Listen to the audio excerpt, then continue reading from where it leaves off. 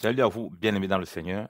Nous vous bénissons de la part de Dieu notre Père, par Jésus-Christ, le seul Seigneur, le seul Sauveur, celui qui est, qui était et qui revient bientôt. La grâce vous soit encore accordée de la part de Dieu notre Père, en Jésus-Christ, le roi des rois, le Tout-Puissant, l'alpha et l'oméga, le commencement et la fin, le premier et le dernier. Que le Seigneur vous bénisse abondamment dans le nom de Jésus-Christ de Nazareth. Nous voulons encore partager la parole du Seigneur, bien dans le Seigneur. Nous voulons nous édifier davantage dans la parole du Seigneur. Et nous voulons parler de la longévité de l'homme sur la terre. Alors, comment vivre longtemps sur la terre et pourquoi vivre longtemps sur la terre, bien aimé dans le Seigneur? Parmi les saints, il y a beaucoup de gens qui nous posent ce genre de questions, qui se demandent pourquoi les hommes ne vivent plus aussi longtemps comme on le voit dans la parole de Dieu. On voit les hommes vivre 900 ans, avec Adam, on voit les hommes, des patriarches tels qu'Abraham vivent le 175 ans, on voit Isaac 180 ans, Jacob 147 ans, autant pour moi. Donc, bien aimé dans le Seigneur, comment vivre longtemps et pourquoi vivre longtemps? Parce que le pourquoi vivre longtemps est important pour répondre à la fin. Les hommes dans ce monde, les gens cherchent la longévité sur la terre. Les gens cherchent à repousser au maximum le jour de la mort pour vivre longtemps sur la terre. Mais parfois, on ne connaît pas le but et parfois, on ne comprend pas pourquoi on ne vit pas longtemps. Donc, si on veut répondre d'abord le comment vivre longtemps sur la terre, il faut déjà se poser la question pourquoi on ne parvient plus à vivre longtemps sur la terre, tel que les Adam ont vécu les 900 ans, les patriarches ont vécu les plus de 100 ans et poussière. Donc, qu'est-ce qui fait en sorte que cela se passe ainsi? En répondant à ces questions, on pourra maintenant savoir le comment vivre longtemps et le pourquoi vivre longtemps et qu'est-ce qui peut faire en sorte qu'on se retrouve à vivre longtemps. Parce que le comment vivre longtemps se retrouve à le qu'est-ce qui fait en sorte on puisse vivre longtemps. Amen. Donc, nous voulons partager encore la parole du Seigneur et nous voulons nous édifier sur le fondement véritable qui est en Jésus-Christ de Nazareth. Car au commencement était la parole était avec Dieu et la parole était Dieu. Donc, il faut déjà retourner à Genèse lorsque Dieu a créé l'homme. Lorsque Dieu a créé l'homme, lorsque Dieu a formé l'homme et qu'il a mis dans le jardin d'Éden pour le cultiver, pour le garder, pour l'entretenir, Dieu a donné des paroles claires à l'homme. Dieu a dit qu'il pouvait manger librement de tout arbre. Mais quant à l'arbre de la connaissance du bien et du mal, il ne devait pas manger cet arbre, car dès le jour qu'il mange cet arbre, il va mourir. Et ça, on peut le lire dans Genèse chapitre, on le relit, hein, Genèse chapitre 2. Je vais lire dans la David Martin, à partir du verset 15. L'Éternel Dieu prit donc l'homme et le mit dans le jardin d'Éden pour le cultiver et pour le garder. Puis l'Éternel Dieu commanda à l'homme en disant, tu mangeras librement de tout arbre du jardin, mais quant à l'arbre de la science du bien et du mal, tu n'en mangeras point, car dès le jour que tu en mangeras, tu mourras de mort. Amen. Donc on voit que ici, Dieu parle de la mort lorsque le péché, lorsque la désobéissance est rentrée. Si la désobéissance se met, si on désobéit à Dieu, alors il dit qu'il y a la mort, certainement la mort vient s'installer. Or, on sait que quand la mort s'installe, ça fait en sorte qu'on ne vit plus pendant un certain temps. C'est-à-dire qu'on cesse un moment ou l'autre de vivre dans ce siècle présent, sur la terre, sur le commun des mortels. Donc, ça veut dire que la mort est rentrée et la mort donc a réduit le temps de vie, l'espérance de vie de l'homme. Vous voyez pourquoi, quand la mort est rentrée, bien aimé dans le Seigneur, c'est comme lorsque vous avez des produits à la maison, des aliments, des fruits qui commencent à pourrir. Ce n'est pas d'un coup qu'ils pourrissent. Ils pourrissent et vous voyez la putréfaction s'est développée au fur et à mesure et qui prend tout le fruit ou bien tout le panier ou bien toute la nourriture. Ah, il en est ainsi du péché. Lorsque l'homme a désobéi, la parole de Dieu nous dit que par la désobéissance d'un seul, dans Romains chapitre 5, que la mort est rentrée dans le monde. Vous voyez, le péché est rentré, la mort est rentrée aussi. Et lorsque la mort rentre, qu'est-ce qui se passe? On commence à mourir un certain nombre de temps. L'espérance de vie va changer, va bouger au fur et à mesure. Voilà pourquoi vous voyez des 900 ans, ça diminue les 600 ans, 100 ans, jusqu'à ce qu'on arrive vers les 70 ans, donc c'est-à-dire vers les 70, 80. Voilà, même dans d'autres pays, c'est peut-être 50 ans la moyenne, hein, la moyenne de l'espérance de vie. Pourquoi? Parce que lorsque le péché rentre, il est comme ce poison, il est comme cette chose, cette pourriture qui va s'installer et qui va pourrir. Donc, il va amener une corruption de l'homme qui est corps et âme, esprit, il va donc entraîner une mort certaine de cet homme. La mort va se trouver donc à plusieurs niveaux. Au niveau de l'homme qui est censé être spirituel, donc être en connexion avec Dieu, et la mort va s'installer là-dessus. Au niveau de son corps, la mort va aussi s'installer. Au niveau de ses émotions aussi, au niveau de l'âme, la mort va s'installer. Pour ceux qui ne pensent qu'il n'y a que deux entités, donc au niveau de l'homme intérieur, la mort va s'installer. Au niveau de l'homme extérieur, la mort va aussi s'installer. Mais ça ne va pas se faire de façon drastique directement. Donc, il y aura une progression. Voilà pourquoi, à partir d'Adam, on voit les 900 ans et tout et tout. Parce que lorsqu'on commence à voir 1000 ans, s'il y a le millénium, ça, c'est l'éternité, ça. La Bible dit qu'un jour est comme 1000 ans devant le Seigneur. Donc, l'homme ne peut pas atteindre 1000 ans lorsqu'il pêche. Donc, il meurt avant. OK? On voit que la mort, bon, on va laisser cet autre aspect-là. La mort va s'installer au fur et à mesure. Donc, ça veut dire que la décomposition due à cause du péché qui va créer voilà, une cassure chez l'homme, c'est-à-dire qu'une destruction chez l'homme va aller progressivement jusqu'à ce que l'homme voilà, se retrouve dans ces années où il ne vit plus longtemps, il a moins de 100 ans, où la moyenne d'âge, dépendamment des pays, se retrouve parfois à 70 ans, c'est-à-dire 70 ans, ou 80 ans, ou 50 ou 60, dépendamment des pays. Pourquoi? Parce que le péché est rentré et le péché a eu tous ses effets, il se manifeste. Donc, le premier problème de longévité de l'homme, c'est le péché. Donc, Adam, il devait continuer. La Bible dit que le jour où tu manges ça, tu vas mourir. Donc, s'il ne mangeait pas ça, il ne mourrait pas. Donc, il vit, on peut dire éternellement, il vit beaucoup plus longtemps. En tout cas, que peut-être ce qui était prévu. Il vit, à supposer qu'il avait prévu qu'il devait mourir, je ne sais pas combien d'années, peut-être 2000 ans, 3000 ans, je ne sais pas. Je prends juste une figure pour vous présenter ces choses. Mais le jour où il mange, la mort s'installe. Donc, le péché là va se répandre jusqu'à nous, qui n'avons pas péché comme Adam. Et les conséquences du péché vont amener une telle dérive que l'homme va se vautrer dans un péché horrible. Donc, vous voyez que la déconnexion avec Dieu fait ce que le péché nous amène dans toutes sortes de choses qui détruisent davantage l'espérance de vie de l'homme. Donc, c'est ça qui fait en sorte que l'homme ne vit pas premièrement longtemps. Okay? Il faut d'abord donc, premièrement, que l'homme se reconnecte avec son Créateur pour que Dieu lui donne la santé spirituelle et la santé physique pour qu'il puisse parler de vivre longtemps sur cette terre. Bien que la corruption, comme on l'a dit, est déjà là. C'est-à-dire qu'il y a eu une affection, il a été affecté sur le plan spirituel et sur le plan physique. C'est-à-dire que tôt ou tard, même si tu te reconnectes avec Dieu, tu vas plus vivre 1000 ans. Tôt ou tard, parce que ton corps, tu vas connaître la mort. Mais la longévité par rapport au Seigneur va faire en sorte qu'il te rétablisse d'abord spirituellement et même physiquement. Alléluia. Donc, le problème de l'homme, c'est qu'il faut d'abord qu'il retourne à son Créateur. Parce qu'il a commis quelque chose qui a entraîné la mort, la désobéissance.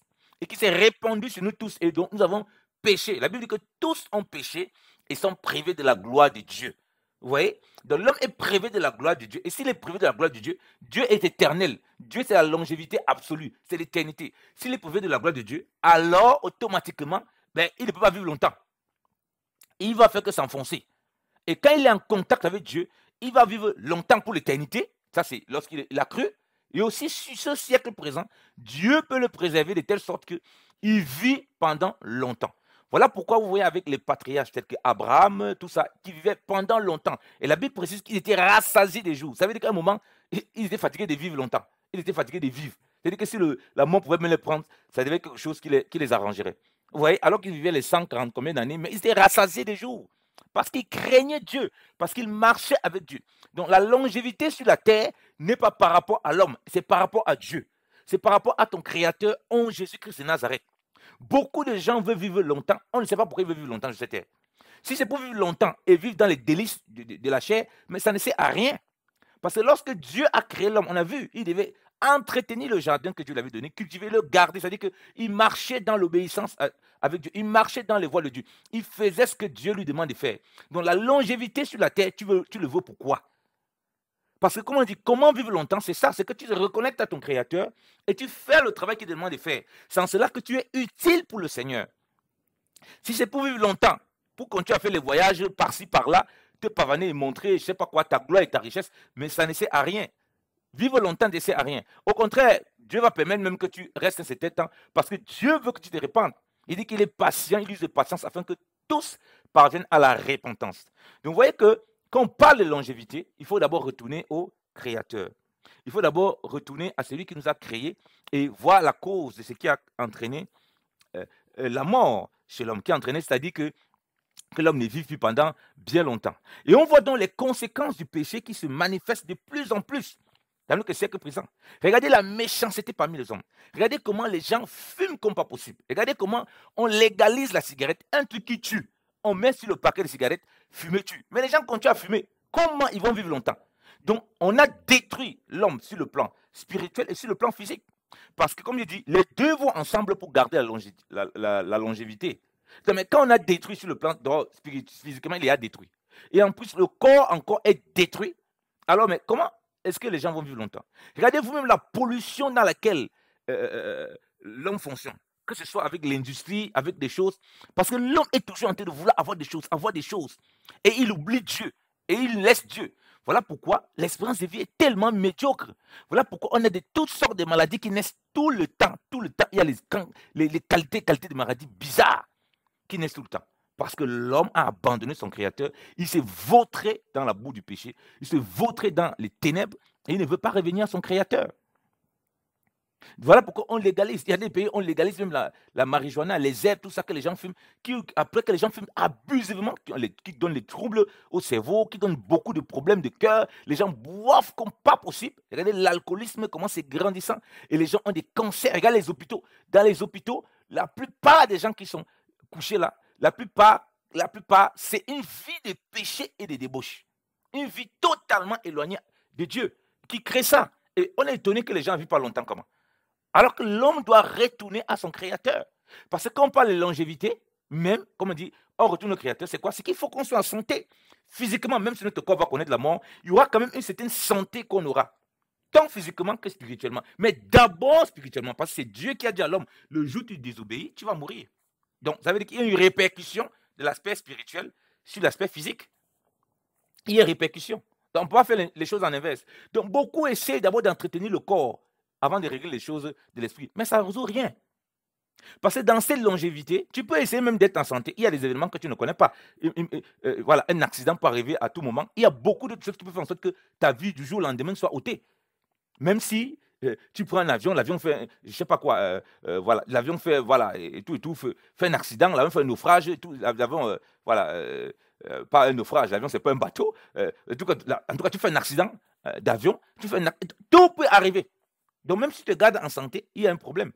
Physiquement, il y a un problème. Donc, il faut la crainte de Dieu. C'est Dieu qui préserve l'homme. C'est Dieu qui le garde. C'est Dieu qui le fait vivre longtemps. Donc, la longévité se trouve d'abord dans le Seigneur. Voilà pourquoi quand on croit en Jésus-Christ, il dit que celui qui croit en lui, il ne meurt plus. C'est-à-dire qu'il vit maintenant éternellement. Ça, c'est la longévité pour l'éternité spirituelle. Et même sur le plan physique, il va lui donner la capacité, selon sa volonté, de vivre longtemps pour être un témoin du Seigneur dans ce siècle présent sur la terre. Voilà pourquoi le psaume 118, verset 17 nous dit quoi? Non, je ne mourrai pas.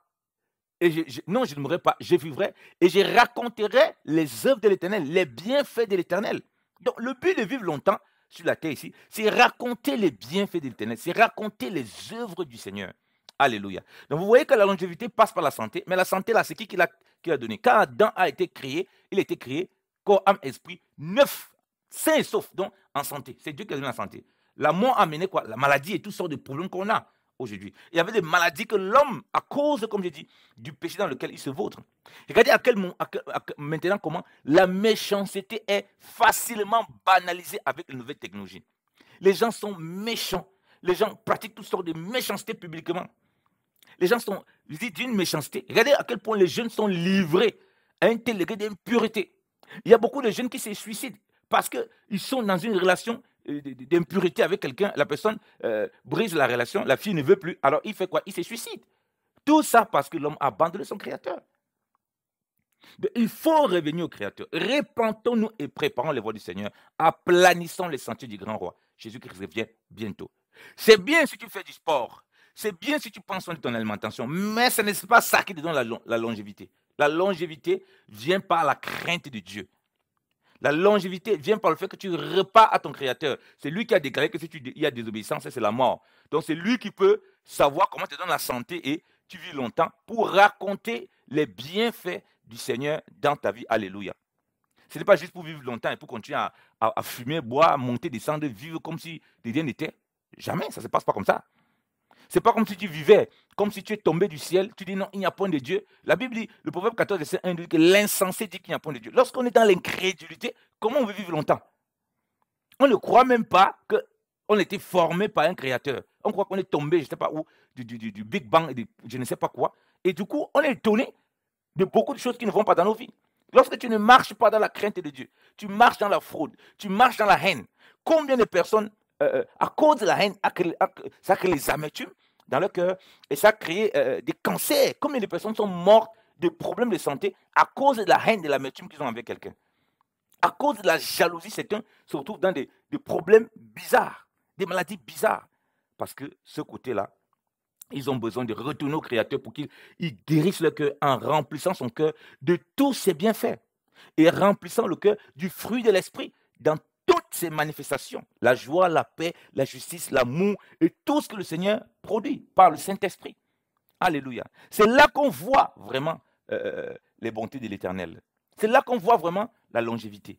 C'est là qu'on voit que même si on ne vit pas longtemps sur le plan physique, on n'a pas de problème. Parce qu'on ne court pas après ça. On cherche d'abord à craindre Dieu, à marcher avec Dieu. Regardez ce que la parole de Dieu nous dit. On va lire Proverbe chapitre 4, bien-aimé. On dit ceci, à partir du verset 20. Mon fils, sois attentif à mes paroles. Incline ton oreille à mes discours. Qu'ils ne s'écartent point de tes yeux. Garde-les dans ton cœur, car ils sont la vie de ceux qui les trouvent et la santé de tout le corps de chacun d'eux. Amen. Alléluia. Parole du Seigneur. Amen. Donc, Dieu dit, mon fils, toi qui écoutes, garde mes paroles attentivement. Garde la parole et la crainte de Dieu. Il dit, ne t'écarte point de cela. Qu'est-ce que ça va créer? Garde-les dans ton cœur. C'est-à-dire que quand on voit la parole du Seigneur, on la reçoit, on la garde dans nos cœurs.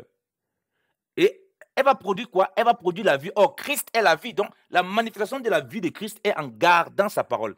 Le Seigneur Jésus dit, celui qui même garde ma parole, garde mes paroles, garde mes commandements, garde ce que je lui ai dit, me suit et est mon disciple, se charge de sa croix et me suit. Et il dit quoi? Ils sont la vie, il y aura la vie. Et c'est là la vie, ce n'est pas la vie physique, parce que tu as déjà la vie. On a déjà la vie humaine là. C'est la vie spirituelle, la vie divine. Jésus-Christ dit, je suis venu afin que mes brebis aient la vie et elles aient la vie en abondance. On comprend que garder ces paroles, c'est recevoir la vie de Jésus-Christ, c'est recevoir Christ et manifester cette vie. Et une fois qu'on manifeste cette vie, on dit, elle est la santé de tout le corps. Alléluia. Donc, la santé de ton corps, c'est à cause de l'obéissance de la parole de Dieu, premièrement. Parce que tu as reçu le Seigneur dans ton cœur, tu te soumets à ses instructions, Dieu commence à restaurer la connexion spirituelle qui était perdue, comme on a vu Adam. Et donc, la mort spirituelle, il la résout. Et physiquement, il te donne la capacité de vivre longtemps et d'être en santé. Alléluia. Je ne suis pas encore dit que tu ne peux pas avoir des bobos, hein, des petites maladies, tout ça. Mais il va t'accorder la santé. On dit bien d'une partie de ton corps? Non, de tout le corps. Donc, vous voyez que si on marche dans la crainte de Dieu, si on est reconnecté à Dieu par Jésus-Christ, qu'est-ce qui se passe? Alors, on a la vie du Seigneur. On a aussi la santé du corps. C'est pourquoi l'Église est appelée le corps de Christ. Vous comprenez que la santé du corps, c'est le corps de Christ. Vous voyez bien le Seigneur. Quand nous sommes donc de son corps, et comme lui est la vie, il nous communique donc la santé, donc c'est-à-dire la vie éternelle. Au travers de sa vie et du corps, bien évidemment, le Seigneur. Donc, ces paroles qu'on lit là, ce sont des paroles aussi prophétiques qui parlent des mystères de Christ et de l'Église. Le Fils est celui-là qui est dans le corps et qui reçoit la vie du Père en Jésus-Christ de Nazareth. Et cela produit la santé dans le corps qui est le corps de Christ. Alléluia. Donc, de tout le corps est en santé. Vous voyez bien aimé dans le Seigneur. Dieu ne dit pas que tu ne peux pas mourir des maladies, mais il te dit que voilà la santé qu'il va t'accorder, tant sur le plan spirituel que sur le plan physique. C'est ça qui te fait vivre longtemps. Pourquoi? Parce que tu gardes les voies de Dieu. Attention, ce n'est pas parce que tu cherches à vivre longtemps. Non, c'est parce que tu crains Dieu, tu retournes à Dieu, ton Créateur qui t'a créé, parce que tout a été fait en Christ, par Christ et pour Christ. Et en retournant en lui, et là, toi-même, tu vois les bienfaits du Seigneur. Tu racontes les bienfaits du Seigneur. Tu ne mourras point. Tu vivras pour raconter les œuvres du Seigneur, les œuvres de l'Éternel, autant pour moi, pour raconter les bienfaits du Seigneur. Alléluia. Donc c'est ça. Est-ce que tu es attentif à la parole de Dieu? Est-ce que tu inclines ton oreille au discours du Seigneur? Ou bien tu vis comme tu veux. Beaucoup de chrétiens, on a beaucoup de problèmes de santé parce qu'on ne marche pas dans l'obéissance. On marche dans l'impureté, on marche dans la rébellion, on marche dans l'orgueil, on marche dans le mépris, on marche dans le manque de pardon. En fait, on marche selon les œuvres de la chair. On ne marche pas selon l'esprit. Il y a tellement la haine, tellement la concurrence, la jalousie. Les œuvres de la chair sont manifestes. Galates nous dit. Et les gens dans le monde marchent selon la chair. Ils croient qu'à force d'entretenir le corps physiquement, ils ne vont pas tomber malades. Voilà pourquoi vous voyez les gens qui sont soi-disant des frugivores, qui mangent que les fruits, ou bien des crudivores, tout ça. Certains finissent par avoir des cancers bizarres. Pourquoi? Parce qu'ils sont tellement rancuniers avec les gens, ils ont tellement de problèmes ça et là. Comme ils n'ont pas compris que le problème est d'abord un problème spirituel, alors ils sont étonnés qu'après ils ont des maladies bizarres dans leur corps. Alors que la guérison doit venir de l'intérieur vers l'extérieur. Or, si l'intérieur n'est pas guéri par le Seigneur, qui peut le guérir? Jésus-Christ dit que je suis la résurrection et la vie. Jean chapitre 11, verset 25. Je suis la résurrection et la vie. Il dit, je suis le chemin, la vérité et la vie. Nul ne va au Père que par moi. Si tu n'as pas Christ comme la vie, tu ne peux pas recevoir ces paroles pour avoir la vie et avoir la santé du corps. Tu auras une santé que extérieure, qui ne résout pas vraiment la chose en profondeur. Voilà pourquoi Dieu veut qu'on connaisse le Seigneur et qu'on soit connecté au Seigneur. Parce que c'est lui qui est la vie. Le Seigneur Jésus-Christ dit qu'il est la vie, la résurrection. Il est le chemin, la vérité, la vie. Donc, beaucoup de personnes sont dans le Seigneur comme ça. On ne marche pas dans l'obéissance. Et puis, on va avoir la santé. On va avoir la santé comment? Parce que si on commence à marcher dans l'obéissance, Dieu va nous donner les armes pour entretenir le corps de l'extérieur, afin qu'on produise des fruits qui soient agréables au Seigneur, afin qu'on prenne soin de notre corps. Mais pas l'inverse. Il y a beaucoup maintenant qui ont une doctrine pour garder leur corps en sainteté. Et c'est la chair qui est mise en avant. La chair, je ne mange pas ceci, je ne goûte pas ceci, je ne touche pas cela. Et ils croient qu'en fonction de ça, ils seront en santé. Mais on finit par voir que ça ne produit rien. Parce qu'il n'y a pas la crainte de Dieu. Parce qu'il n'y a pas la vie du Seigneur Jésus-Christ dans leur cœur. Du coup, ils ne connaissent pas la joie du Seigneur. Vous savez que la joie est un remède. C'est un remède pour soigner. Or, vous savez bien que la joie est une vertu du fruit de l'esprit. Comme Galates 5, verset 22 nous dit. Et la Bible dit que soyez toujours joyeux. Hein? Soyez toujours joyeux. Philippiens 4. Soyez toujours joyeux. On doit être toujours joyeux, bien-aimé dans le Seigneur. Joyeux dans le Seigneur. Oh, bien-aimé dans le Seigneur. Et regardez ce que la parole de Dieu dit. On va lire ça. Proverbe chapitre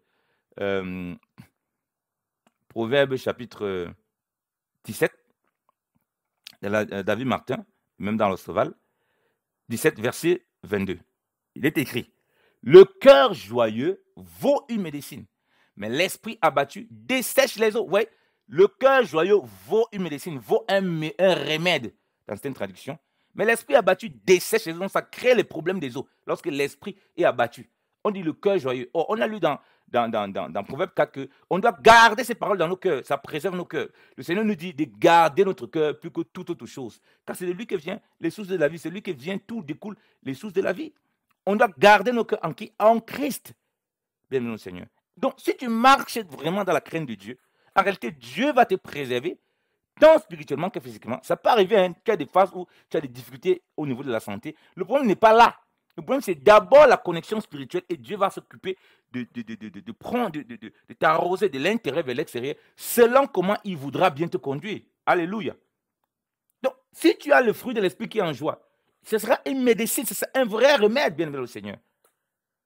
Donc, avant de chercher à prendre les paracétamol et tous les médicaments dehors, là, il faut déjà avoir un cœur préservé par le Seigneur. Mais si le cœur est rempli de tabagisme, le cœur est rempli de rancune, le cœur est rempli de haine, le cœur est rempli de toutes sortes de méchanceté, le cœur est rempli d'amertume, comment est-ce que tu veux que ce cœur-là, que tes os ne dessèchent pas, que tu as beaucoup de maladies bizarres, de tes os, du cœur, des maladies à cause de l'état spirituel, de l'état émotionnel dans lequel tu te trouves, alors que tu as besoin du Seigneur. Donc, vous voyez qu'il n'y a pas de magie. Il n'y a pas de magie. Dieu a mis le chemin pour que l'homme le connaisse. Mais les hommes ne veulent pas de la parole de Dieu. Les hommes veulent contourner. Et même l'Église, beaucoup veulent contourner. Ils créent toutes sortes de doctrines de la sainteté du corps. Et ils oublient que ça vient de l'intérieur pour l'extérieur. Voilà pourquoi on voit tous les gens toujours méchants, respectant pas leurs parents, ne craignant pas Dieu. Et ils veulent quand même que vivre pendant longtemps. Donc, le péché, c'est ce qui détruit l'homme. Et le péché détruit le corps détruit d'abord, on a vu l'âme, l'homme intérieur, il est détruit à cause du péché, voilà, il est déconnecté de Dieu. Et le corps aussi est détruit. C'est ce que l'Écriture nous dit, bien aimé dans le Seigneur. Lorsqu'on nous lisons, lorsqu'on va lire 1 Corinthiens, chapitre 3, la Bible dit quoi? La Bible dit que, 1 Corinthiens chapitre 3, bien aimé dans le Seigneur, on va lire la parole. 1 Corinthiens chapitre 3, il est dit, alors 1 Corinthiens chapitre 3, verset 16. Ne savez-vous pas que vous êtes le temple de Dieu et que l'Esprit de Dieu habite en vous? Si quelqu'un détruit le temple de Dieu, Dieu le détruira, car le temple de Dieu est saint et vous êtes ce temple. Car le temple de Dieu est saint et vous êtes ce temple. Et ici, il parle beaucoup de l'impureté. On lit 1 Corinthiens 6, encore bien aimé dans le Seigneur, le verset 1 Corinthiens 6, le verset 13. J'ai dit dans David matin, les viandes sont pour l'estomac et l'estomac est pour les viandes. Mais Dieu détruira l'un et l'autre. Or, le corps n'est point pour la fornication, mais pour le Seigneur, et le Seigneur pour le corps. Et Dieu qui a ressuscité le Seigneur, nous ressuscitera aussi par sa puissance. Ne savez-vous pas que vos corps sont les membres de Christ? Ôterai-je donc les membres de Christ pour en faire les membres d'une prostituée? À Dieu ne plaise. Ne savez-vous pas que celui qui s'unit avec une prostituée devient un même corps avec elle?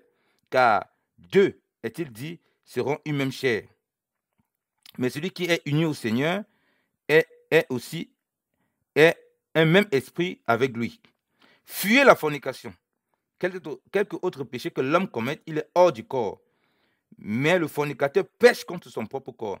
Ne savez-vous pas que votre corps est le temple du Saint-Esprit qui est en vous et que vous avez de Dieu, et vous n'êtes point à vous-même, car vous avez été acheté par prix. Glorifiez donc Dieu en votre corps et en votre esprit qui appartiennent à Dieu. Amen. Glorifiez donc Dieu en votre corps et en votre esprit qui appartient à Dieu.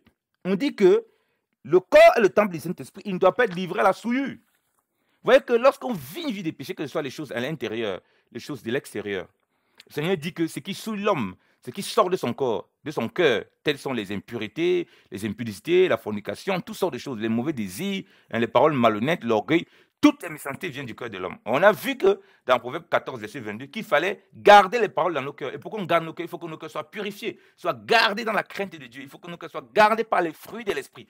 Galates 5, par le fruit de l'esprit, pour mieux dire, Galates 5, verset 22, en fait, de toute façon, de ce fruit-là découlent tous les autres fruits. Amen. Donc, une fois qu'on est gardé là, le corps maintenant est le temple du Seigneur. On ne peut pas le détruire. On le détruit en faisant quoi? En vivant dans l'impureté, en vivant dans la souillure, de quelque façon que ce soit. Ça détruit le corps. Voilà pourquoi je vous dis, dans les hôpitaux, il y a beaucoup de gens, ce n'est pas seulement un problème de maladie physique qu'ils ont, c'est un problème premièrement spirituel qu'ils ont. Et d'autres, c'est clair que c'est premièrement physique, mais je dis qu'à la base, le problème de l'homme, c'est un problème spirituel. Il y a d'autres maladies, on a beau le soigner physiquement, mais il revient. Parce que émotionnellement et spirituellement, ça ne va pas. La Bible dit de glorifier Dieu à notre corps et à notre esprit qui lui appartiennent. Donc, si le corps appartient au Seigneur, on ne peut plus le détruire. Je ne peux plus prendre la cigarette comme je veux. Je ne peux plus manger n'importe quoi. Je ne peux plus fumer. Je ne peux plus livrer mon corps à ça parce que c'est de l'impureté devant le Seigneur. Donc, vous voyez que quand on parle même du corps maintenant, que le corps appartient au Seigneur, on doit en prendre soin. C'est là où maintenant on peut faire attention à notre alimentation, parce que comme je dis, attention, ça vient de l'intérieur pour l'extérieur. Il faut faire attention à des gens qui commencent à enseigner des doctrines où vous commencez à croire que par vos aliments, vous allez marcher dans la sainteté, vous allez marcher dans la pureté. C'est une fausseté, comme on l'a vu. C'est en marchant dans la crainte de Dieu que Dieu nous prévient que notre corps sera en santé. Et ensuite, donc, de l'intérieur, il y aura un impact de l'extérieur. Dieu va nous donner le discernement pour faire les choses correctement.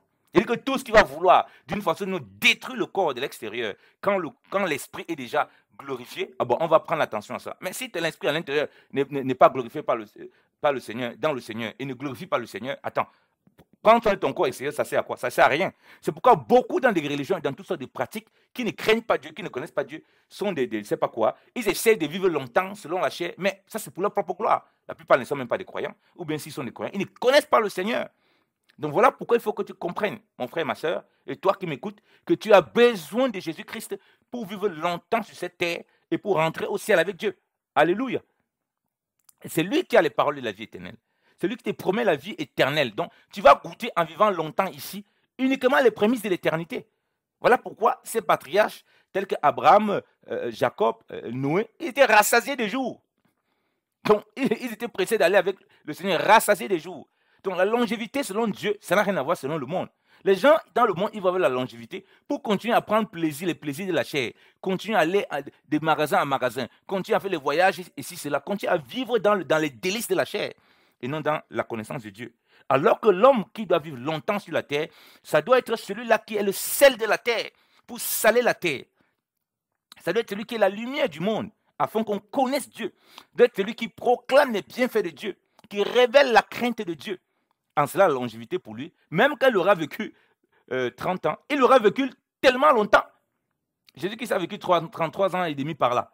Il y en a qui n'ont pas beaucoup vécu dans la Bible, mais ils ont vécu pendant longtemps en réalité. Parce qu'ils avaient la vraie longévité, comme j'ai dit, qui était quoi? Qu'ils étaient reconnectés à Dieu par la crainte qu'ils avaient de Dieu, par Jésus-Christ, notre Seigneur et Sauveur. Vous voyez? Donc même s'ils vivaient 15 ans, pour nous, on va voir, ah, ils n'ont pas vécu longtemps. Non, c'est le temps que Dieu avait prévu de les prendre. Donc, ils sont vraiment épanouis dans leur Seigneur. Mais quand on ne comprend pas ça, on croit que la longévité, ça s'arrête simplement à vivre pendant longtemps sur le siècle présent. Voilà pourquoi les gens font toutes les techniques sur l'aspect physique. Et même comme ça, ils ne vivent pas longtemps. Pourquoi? Parce qu'intérieurement, ils ne sont pas en joie, ils ne sont pas en paix. Ils ne vivent pas la paix. Jésus-Christ dit qu'il est venu pour nous donner la paix. Il nous donne la paix, pas comme le monde le donne. Il nous donne la paix, c'est sa paix à lui.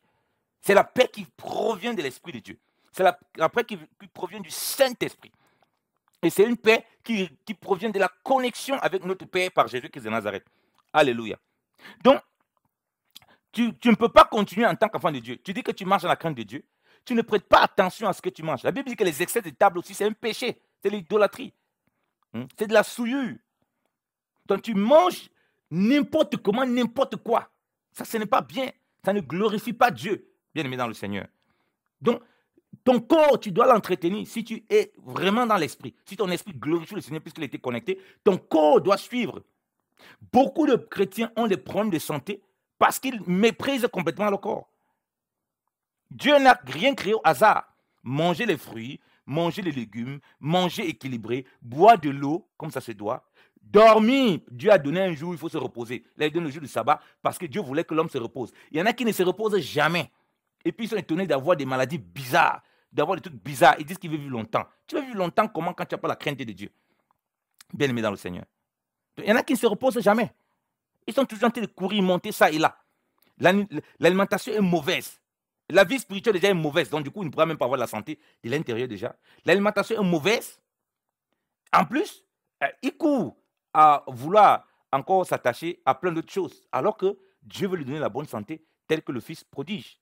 Or, on voit ce fils prodige. Qu'est-ce qui s'est passé? La parabole du fils prodige, quand il est revenu à la maison, que dit la Bible? Quand il est revenu à la maison, quand il s'est rendu compte qu'il était perdu, il est sorti de la maison, du cocon familial, il allait gaspiller tous ses biens qu'il avait, son héritage qu'il avait demandé à son père. Il a vécu dans la débauche, dans le désordre, c'est-à-dire dans le péché, mais il n'était pas en santé. Il n'était pas du tout en santé. La santé, là, comme on dit, c'est sur le plan physique comme sur le plan spirituel. Donc, je vais aborder sur cet aspect-là, ok? Donc, il a gaspillé l'argent avec les filles des mauvaises vies. Et le frère aîné va dire, ah, ton fils qui est venu, il a gaspillé l'argent, il a gaspillé tes biens avec les gens de mauvaise vie. Mais quand il rentre, regardez ce que le Seigneur dit. Luc chapitre 15. On va lire Luc chapitre 15 dans la Bible Ostovale. Quand le fils revient, ok? On peut lire même le contexte. On va lire le contexte, ok?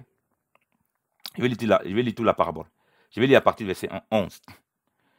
Il dit encore, c'est le Seigneur Jésus-Christ qui parle. Un homme avait 2 fils. Et le plus jeune dit au père, mon père, donne-moi la part du bien qui doit m'échoir. Et le père leur partagea son bien. Et peu de jours après, ce plus jeune fils, ayant tout amassé, partit pour un pays éloigné. Et il dissipa son bien en vivant dans la débauche. Vous voyez ce que je dis? Donc, dans le désordre total. Autant pour moi, avec tous les biens, il vivait dans le désordre total. Et après qu'il eut tout dépensé, il se vint une grande famine dans ce pays-là. Et il commença à être dans l'indigence. C'est-à-dire que dans l'indigence dans tous les sens. C'est-à-dire que dans la pauvreté extrême, dans la misère.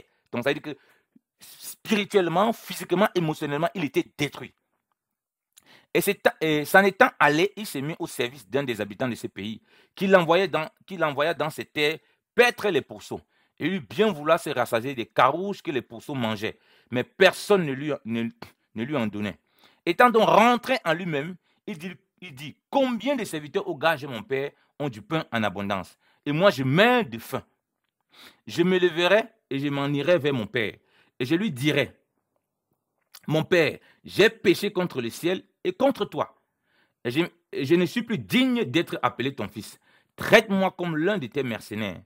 Il partit donc et vint vers son père. Et comme il était encore loin, son père le vit et fut touché de compassion. Et courant à lui, il se jeta à son cou et le baisa. Et son fils lui dit, mon père, j'ai péché contre le ciel et contre toi, et je ne suis plus digne d'être appelé ton fils. Mais le père dit à ses serviteurs, apportez la plus belle robe et l'en revêtez, et mettez-lui un anneau au doigt et des souliers aux pieds, et amenez le veau gras et le tuez. Mangeons et réjouissons-nous, parce que mon fils que voici était mort. Rappelons-nous, on a dit Adam, hein, le jour où tu mangeras de ces fruits, voilà, tu mourras. Donc, Dieu, il était mort. On ne va pas tout développer cette parabole, cette parabole spirituelle que le Seigneur prend en racontant cette histoire. Il dit que mon fils était mort, il est revenu à la vie, c'est-à-dire qu'il est ressuscité. Il a la vie. Oh, l'enfant, il était vivant physiquement. Donc, ici, on parle de la vie de l'esprit. Il était mort dans son péché. Il était mort éloigné. Donc, il vivait loin du Père, loin de Dieu. Il était séparé de Dieu. Il vivait loin de Dieu. Donc, il n'avait pas de connexion avec Dieu. Donc, du coup, il n'avait pas de longévité. Ses jours étaient comptés. Il vivait dans la misère totale. Okay? Étant loin de Dieu. Donc, il n'était pas en santé, que ce soit physiquement ou spirituellement. Il n'était complètement pas en santé. Okay? Et le père continue, il dit, il était perdu et il est retrouvé. Et il commençait à se réjouir. Il s'est réjoui parce qu'il est revenu de la mort à la vie en faisant quoi? En étant en contact avec le Père. Donc, il pouvait vivre longtemps en contact avec le Père. OK?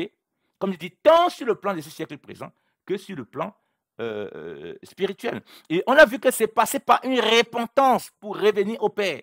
Comme les hommes doivent passer par une repentance, revenir à Dieu pour quitter de la mort à la vie. Parce que c'est lui qui est la résurrection. Jésus-Christ est prêt à donner sa vie à tout un chacun. Il a donné sa vie à la croix afin que tous soient sauvés. Et par sa résurrection, nous sommes justifiés. Alléluia. Regardez le verset 25. Il dit au verset 25, cependant, son fils aîné, qui était à la campagne, revint. Et comme il approchait de la maison, il entendit une symphonie et des danses. Et il appela un des serviteurs auquel il demanda ce que c'était.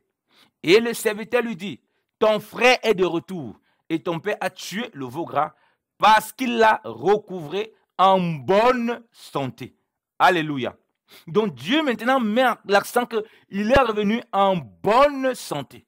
Donc vous voyez que la santé qu'il avait, c'était le retour au Père, le retour à Dieu, le retour dans la crainte de Dieu, en se repentant sincèrement, en avoir reconnu qu'il a péché contre le ciel. Il a péché contre ses parents.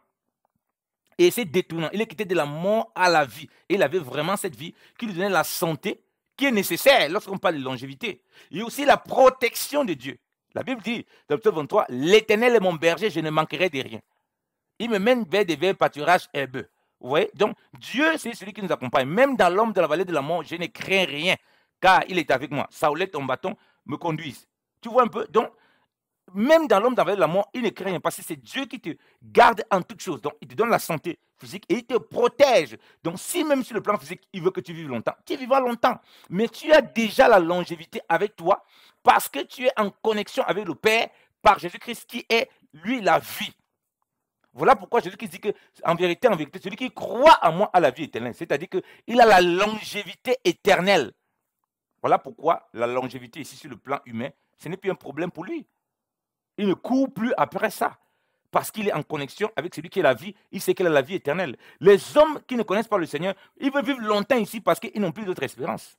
La Bible dit que si nous avons de l'espérance uniquement pour ce siècle présent, nous ne sommes pas différents. Nous sommes les hommes les plus misérables. Dans 1 Corinthiens chapitre 15.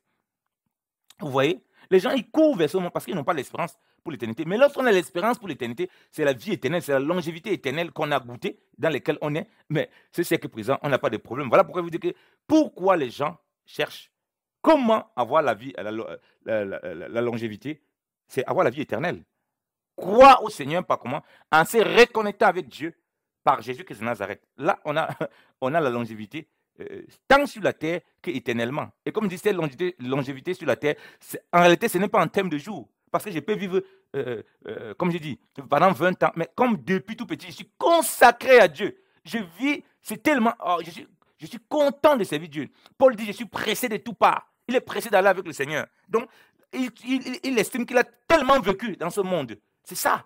Parce qu'il marche dans la vraie vie, dans la vraie santé, la vraie protection, celle du Seigneur Jésus-Christ de Nazareth. Alléluia. Donc voilà pourquoi quand vous dites longévité, comment avoir la longévité sur cette terre, ce n'est pas toujours en termes de calcul physique.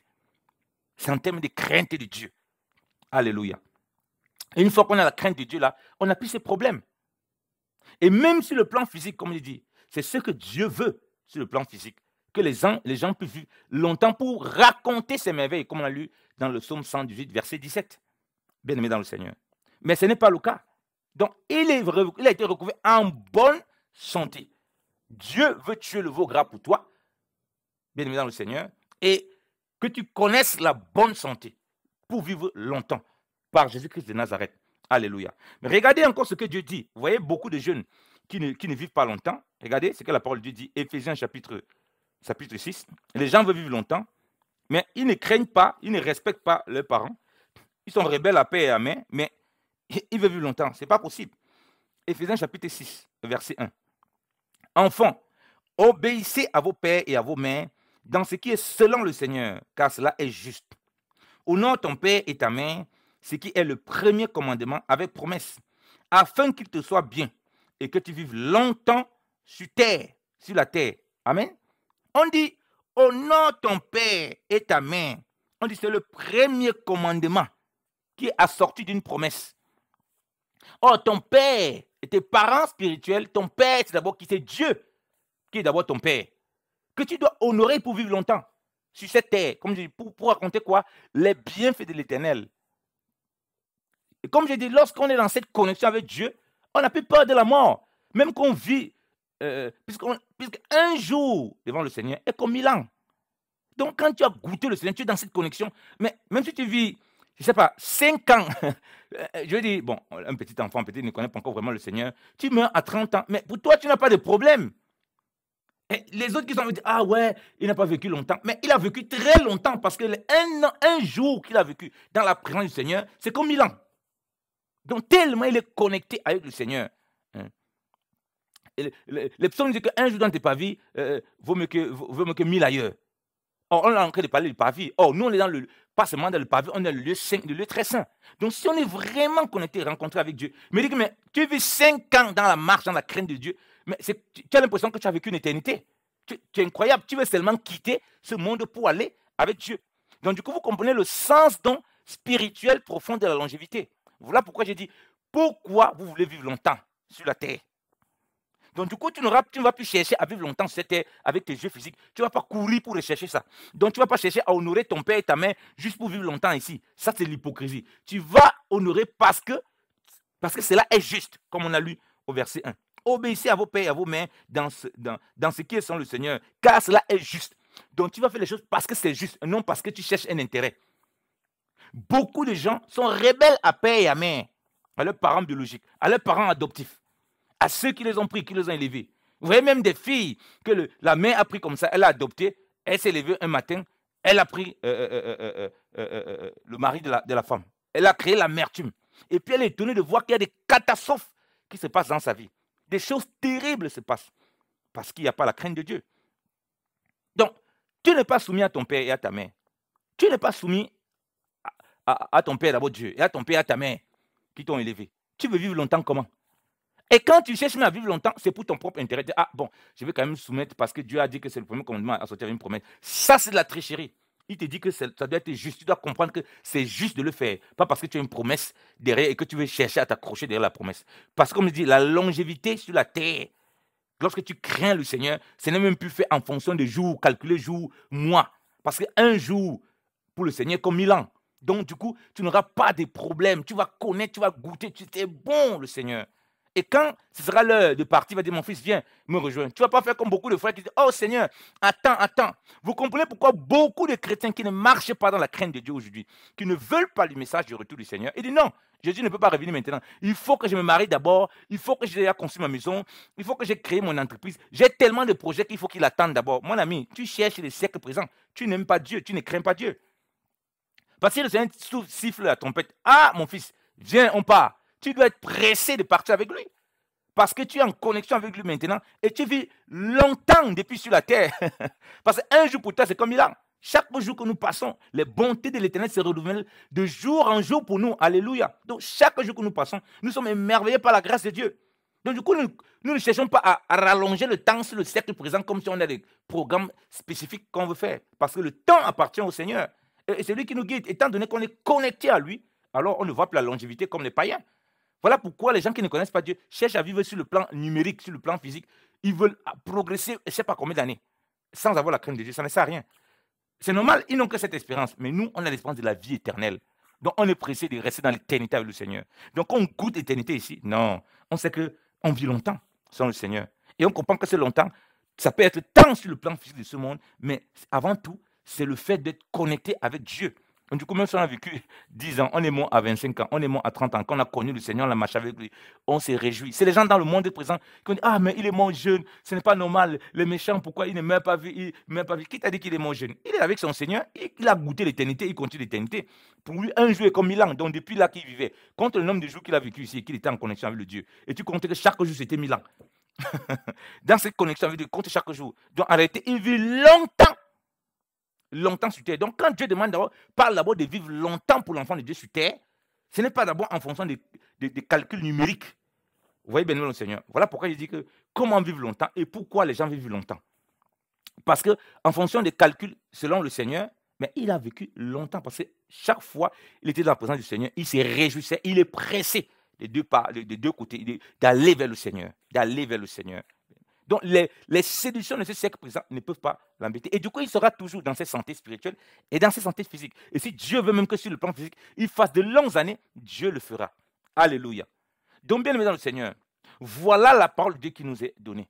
Voulons-nous vivre longtemps selon le Seigneur, ou on veut, c'est-à-dire que longtemps sur cette terre selon le Seigneur, ou bien on veut vivre longtemps sur cette terre selon la chair où on a passé 100 ans, 99, 2 ans, 50 ans, non pas 50 ans, après 50 ans, on trouve que ce n'est pas beaucoup, 120 ans, c'est ça qui nous intéresse. On a vécu 120 ans, on a vécu dans quelles conditions? Est-ce qu'on a vécu 120 ans mourir et aller en enfer, ou on a vécu 120 ans et éternellement, on est toujours en train de vivre cela? Ou bien est-ce qu'on a vécu 40 ans, mais ces 40 ans, on l'a vécu pleinement dans le Seigneur, donc on a vécu longtemps sur la terre en réalité avec le Seigneur, parce qu'on est connecté avec lui.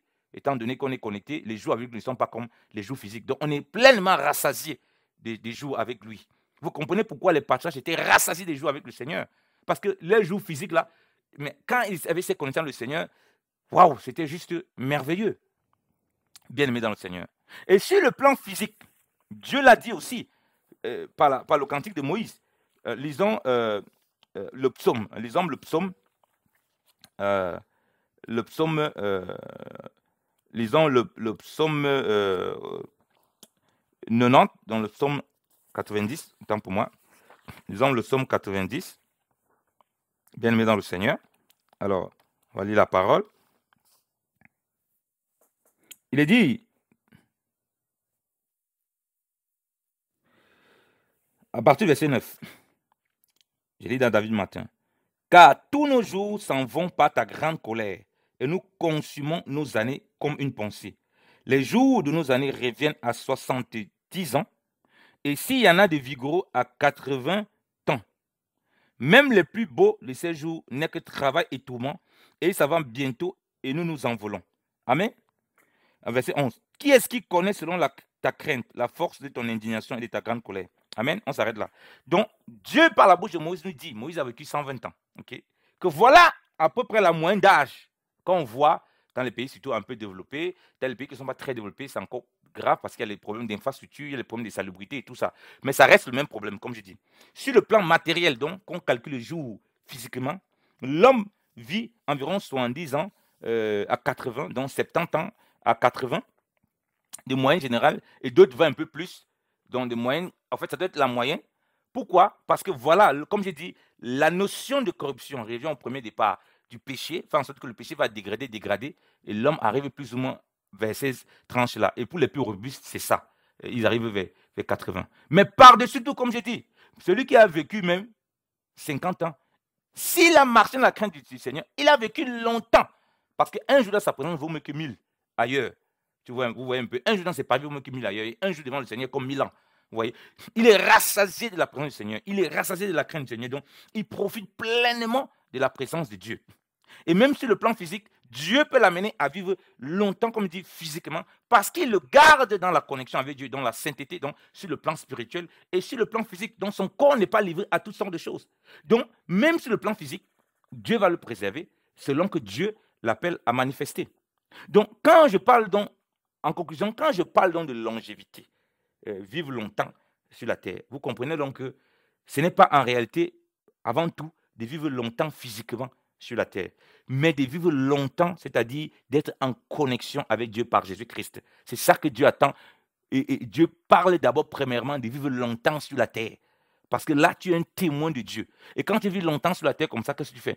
Tu parles les bienfaits du Seigneur et il dit, allez, faites toutes les nations mes disciples. Et tu fais des disciples au Seigneur. Donc, la vie du Seigneur se répand au travers de toi. Et le Seigneur est toujours glorifié au travers de cette vie que tu as laissée à tes enfants, que tu as laissée autour de toi. Et tu vis longtemps à cause de cette crainte du Seigneur et de cet attachement au Seigneur. Alléluia. Et par-dessus, Dieu peut te faire vivre longtemps sur le plan physique. Et au-delà même des 70 ans et des 80 ans qu'on a vu, 80 ans qu'on a vu là dans la parole. Mais Dieu veut que tu regardes d'abord à lui et que tu goûtes l'éternité par Jésus-Christ de Nazareth. Alléluia. Jésus-Christ dit, je suis le chemin, la vérité et la vie. Et il dit, celui qui croit en moi, il ne mourra point. Et même lorsqu'il mourra, il vivra. Pour dire que, en fait, il a la longévité éternelle. Alléluia. Et c'est celle-là que Dieu veut nous donner, afin que nous soyons des témoins sur la terre, afin que nous vivons longtemps pour le glorifier, tant sur l'aspect physique, selon ce monde, que sur l'aspect spirituel. Mais marchons de la crainte du Seigneur. Préservons nos cœurs dans la crainte de Dieu.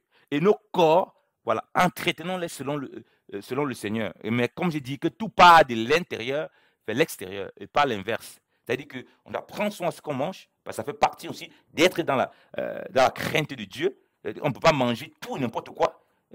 On doit faire du sport, même si la Bible dit que les exercices corporels utilisent un peu de choses, mais elle a dit quand même que c'est utile. Hein. Donc il faut entretenir ce corps. Mais on ne te dit pas de faire le sport et tu ne pries plus. Et que ta vie spirituelle est dégagée. C'est ce que les gens dans le monde font. Parce qu'ils essaient de vivre longtemps. Et là, ils pêchent. Et là, ils ne vivent pas longtemps. Bon, ils vivent longtemps parce que l'espérance n'est que sur ce siècle présent. Mais toi et moi qui sommes enfants de Dieu, notre espérance, c'est pour l'éternité. Donc, comment vivre longtemps? Je t'ai donné le secret de comment vivre longtemps. Pourquoi vivre longtemps? Parce que tu as été fait en Christ, par Christ et pour Christ. Et tu dois glorifier le Seigneur et raconter ses bienfaits, tant dans ce siècle que pour l'éternité. Alléluia. Et que la longévité ne s'arrête pas simplement à l'aspect physique, mais au fait d'être connecté au Dieu Tout-Puissant, qui lui ne compte pas les jours et les années de la même façon. Un jour, ça peut voilà 1000. Donc du coup, tu vis les délices de Dieu et les merveilles de Dieu, même étant ce siècle présent, et tu auras vécu longtemps. Tu glorifieras le Seigneur. Quand les gens vont dire, ah, lui il est mortel, mais toi tu es dans ton Seigneur, dis, ah, ils ne savent même pas que j'ai tellement bénéficié, j'étais tellement rassasié de jouer avec le Seigneur. Mais comme le monde nous a tellement enveloppés, on fait tellement de travail, on n'a pas le temps de se reposer et toutes ces choses. Repose-toi, ça fait partie de ce qui va te maintenir en santé physiquement, bien aimé le Seigneur. Et repose surtout toi spirituellement, comme Jésus-Christ a dit, venez à moi, vous tous qui êtes fatigués et chargés, et je vous donnerai du repos. Il veut te donner du repos de l'âme, le vrai repos dans le Seigneur. Et là, il a vécu 33 et demi, il s'est levé, il est ressuscité. Quand il est ressuscité, est-ce qu'il a dit non, je vais rester encore vraiment ici pendant même 10 ans parce que je n'ai pas assez vécu longtemps? Non, il retourne auprès du Père. Alléluia. Donc, quand la mort vient, Étienne dit pas Seigneur, vraiment sauve-moi de la mort. Étienne, qui est le premier martyr de l'église, il est lapidé, il voit le Seigneur. Il dit Seigneur, ne leur pardonne les iniquités, ne les impute point ça. Parce qu'il voit la présence de Dieu. Donc, il est rassasié de la présence du Seigneur. Des jours, parce que le Seigneur est l'ancien des jours. Le Seigneur est lui-même la vie, l'éternité, la longévité. Bien-aimé dans le Seigneur. Est-ce qu'on comprend ces choses-là? Remets ta vie d'abord en ordre avec le Seigneur avant de regarder ces choses sur le plan physique. Et cherche d'abord le Seigneur. Crains le Seigneur. Obéis à paix et à main. Soumets-toi à paix et à main et à ton Père céleste. Et puis tu verras Dieu t'accompagner et tu dois bénéficier de ses délices. Que le Seigneur vous bénisse abondamment. La grâce et la paix de Christ vous soient encore accordées. Je souhaite de tout mon cœur que vous vivez longtemps, c'est-à-dire longtemps pour glorifier le Seigneur, longtemps pour raconter ses merveilles et ses bienfaits dans vos vies, longtemps pour témoigner de Jésus-Christ, de son amour qui vous a sorti des ténèbres à la lumière et qui est la vie et la vie en abondance et qui est venu pour donner la vie en abondance et qui est en même temps la vie éternelle qui était auprès du Père, qui est venu parmi nous, qui s'est manifesté au milieu de nous. Que la paix du Seigneur soit avec vous, que le nom de Jésus-Christ soit glorifié. Amen.